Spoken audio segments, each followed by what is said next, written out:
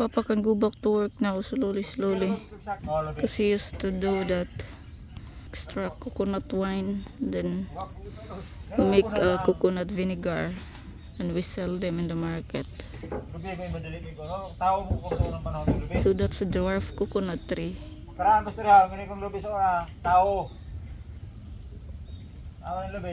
And my uncle, they're gonna do the clearing around the garden.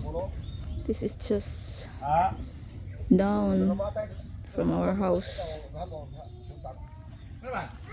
See more bananas, papaya, and we have plenty cassava.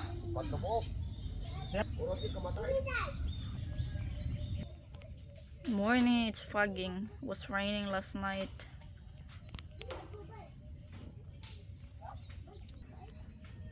Hi. Hi.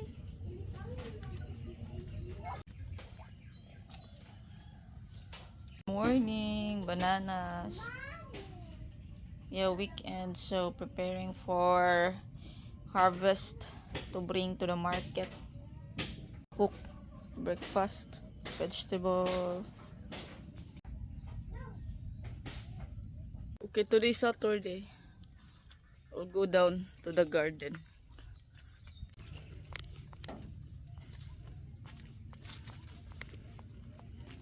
Ito na, eggplant. Full. But it's too late. My mother already finished harvesting 4 a.m. in the morning. So I will just go down. Eggplant naman, no? That's eggplant. This is the farm. So it's just down from the house. So sometimes I forgot to film because so many things to do first time in the morning, and yeah. So the house is just there. Okay, so it's down. Coconuts, bananas. See, plenty bananas, new bananas planted. And also cassavas. Okay, cassavas, that one with those ones, cassavas. And you probably know what bananas looks like. So bananas, plenty bananas. These are new bananas planted here and there. Those are old ones. They're already giving so much fruits already.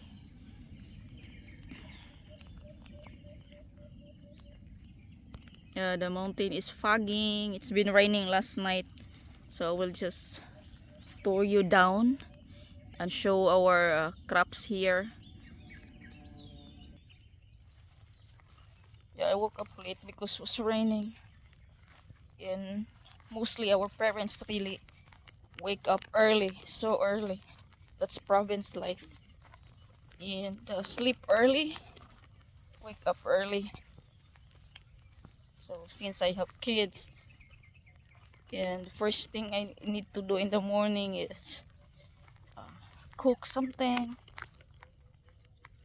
And today is Saturday weekend, so it's harvesting time, and so my mother already finished harvesting our eggplant.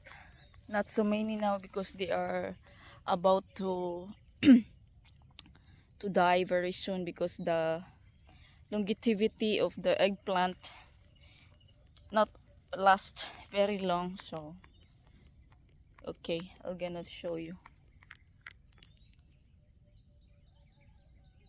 It's our area.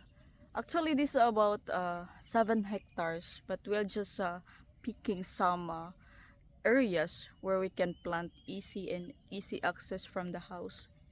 So those are new planted peanuts. My mom likes to plant peanuts. It's a bit of a slope, but good for crops, because too much plain or area It's not good also when it comes to rainy season. Okay. Yeah, you need to be barefoot.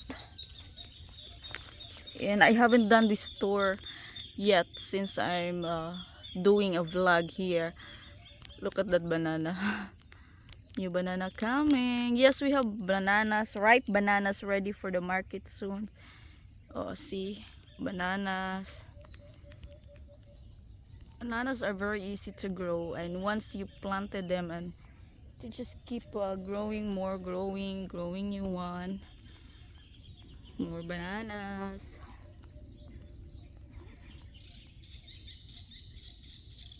See, banana blossoms. You know we can eat banana blossoms. Very nice. Those are very common Filipino dish in which we cook banana blossoms with coconut milk. And that's very nice. So yeah, bananas.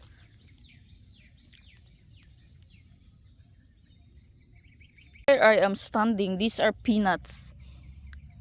I'm not sure how old are they now. But my mom just harvested last batch of peanuts. And peanuts are expensive here, so she planted again. She's not the only one working in the farm, because my sister too helping sometimes, and to clean the farm we just paid somebody to do the cleaning, like my uncle do the plowing. You know, we need to plow this one before we planted new plants. So, and then also cultivating it, removing the grass, the wild grass. So we're gonna pay somebody to do that. So my mom can just work early in the morning. It's a form of exercise as well, and then during late of the day, late afternoon. So, and there was also a ladyfinger here, this one, but they are dying now. But we've been harvesting so much already. Ladyfinger. These are peanuts. Mani, we call mani in Tagalog. See, ladyfinger, but they are now dying because the period is finished. Their time to leave. Yeah, beautiful weather. It's still a bit cloudy. It's still foggy little bit. Yeah, I'm a farm girl.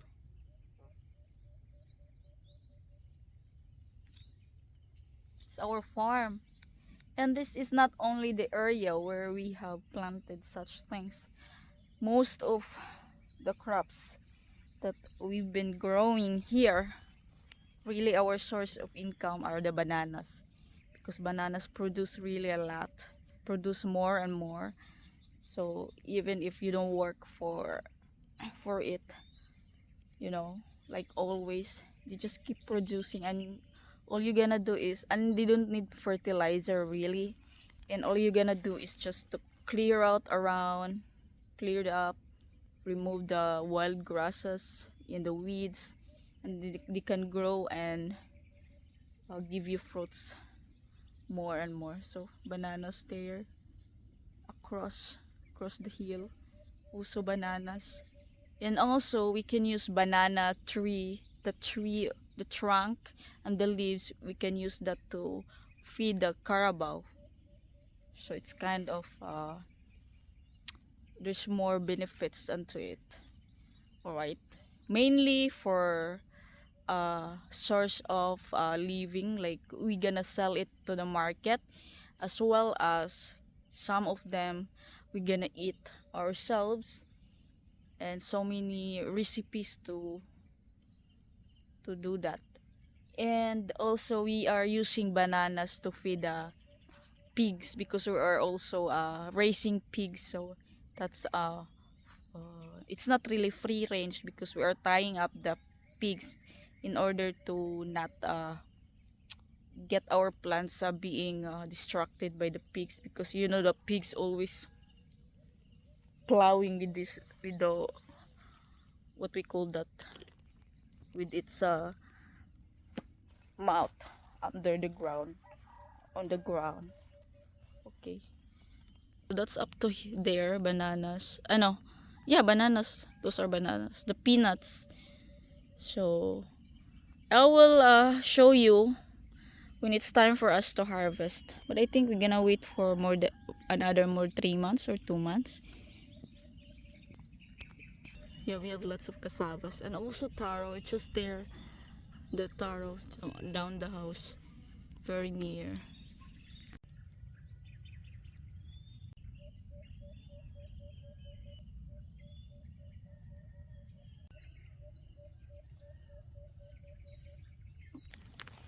See that girl, ooh, dancing queen. Those are coconuts. So they're just small. You don't need to climb very high. It's a taro type, the white one.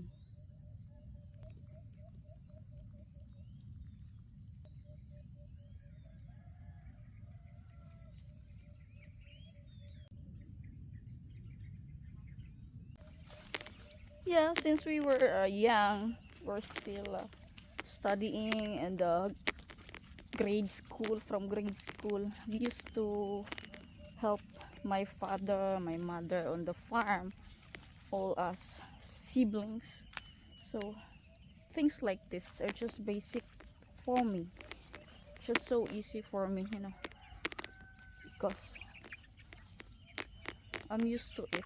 Ah, chicken, what are you doing there?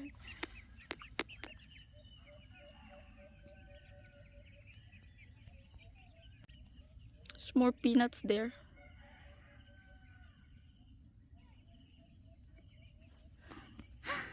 Guys, what are you doing here, guys? See the chickens? That's why we put the chicken inside the cage in the little house.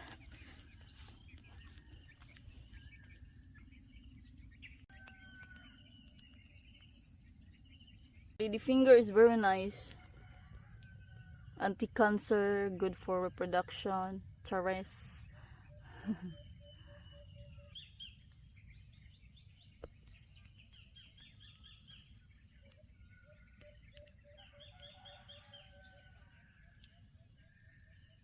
I love the sounds early in the morning. We can just hear Bella or the kids because the house is just on the top. Yeah, bananas and taros. Also that papaya there. Papaya. And then small new babies, coconut babies. There are, see, group of bananas there.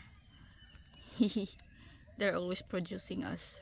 Thank you so much, bananas. Thank you so much, guys. We also have taros under that bananas. Yeah, morning stroll in walking barefoots on the ground. You just feel the earth. You know that feeling. I will show you the taro. Taro is very, very yummy.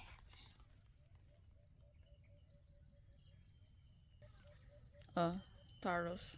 My mom already harvesting some last time. She already sold it.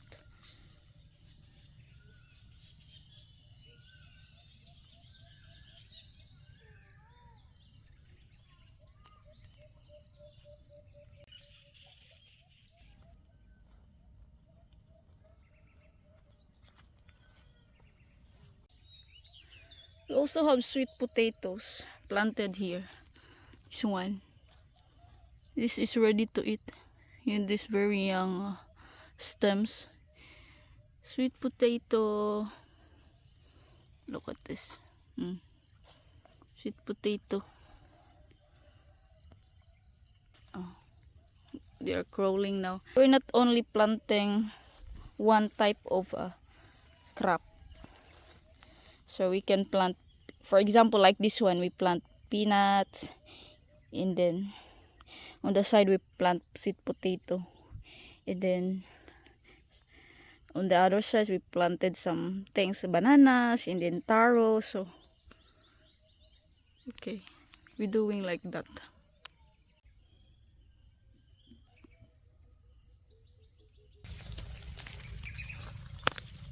Yeah, we still need to be careful so we cannot walk onto the shrubs, pointy stems, just pointy. We used to it.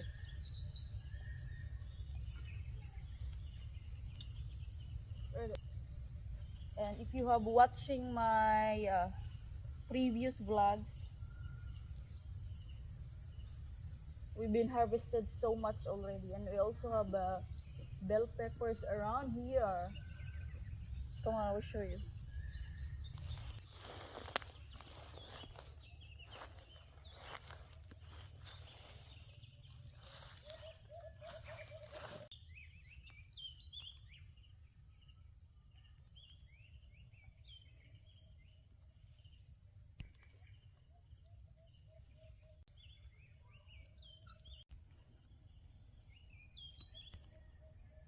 Oh, see those tiny ones? They're gonna be big by next weekend, so we will harvest that next week. And lots of flowers.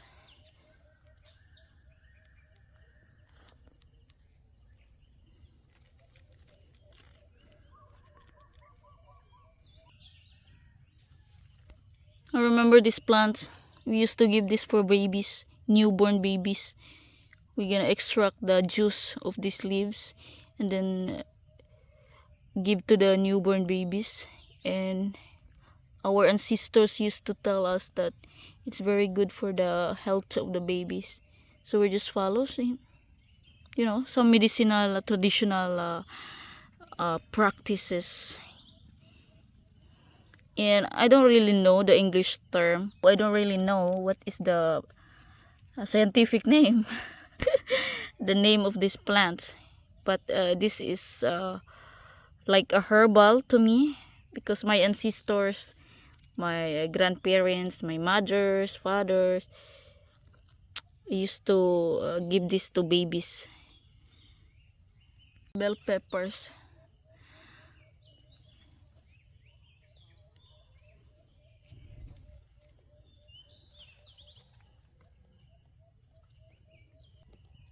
Already harvested so much for the bell peppers. So look, that papaya there.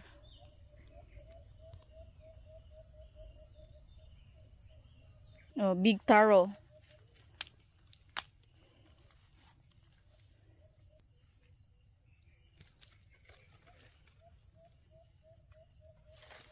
Plenty here. There are white ones and they're also pink. We can eat. We also give to the pigs. See, taros. And look at that, bananas.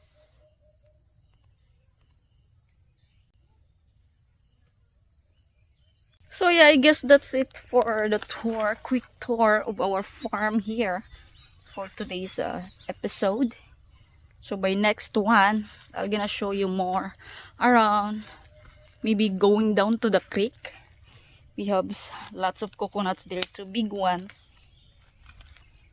And I will show you the enchanted creek where we getting the water supply for the house and for drinking. Alright, so thank you so much for sticking with me and supporting my family daily vlogs, my farm lives here, simple living in a mountain farmhouse with my humble family, humble life. And to more next adventure with me. Whew, the exciting part is going up.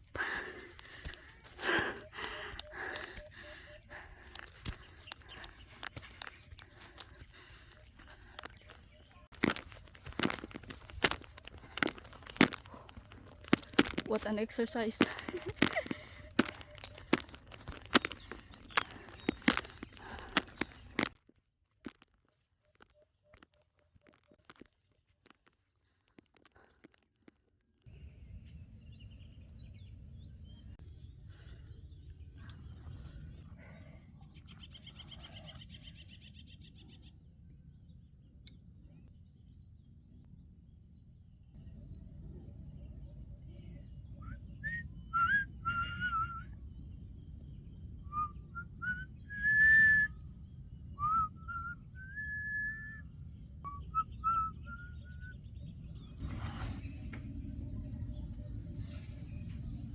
These are avocados. New ones, but we have big ones in the front yard, already giving us fruits for decades now.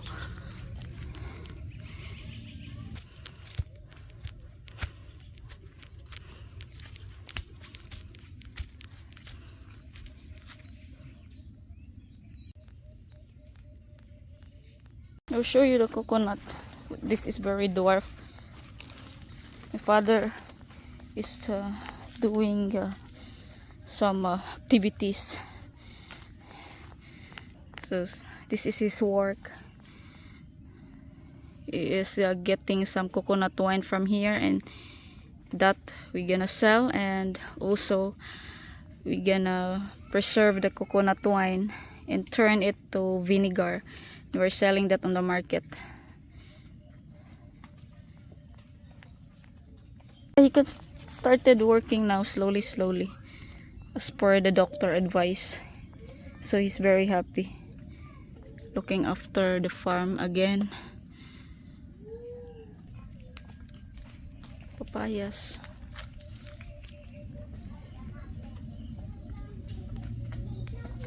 Back home, weather is not so good. Gonna rain again.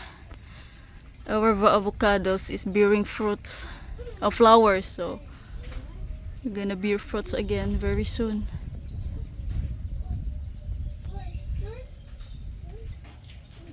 The eggplants.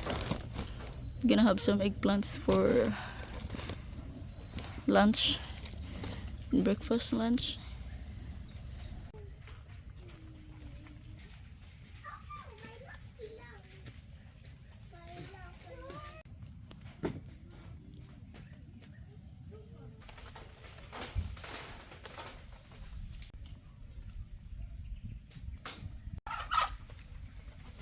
Hibiscus.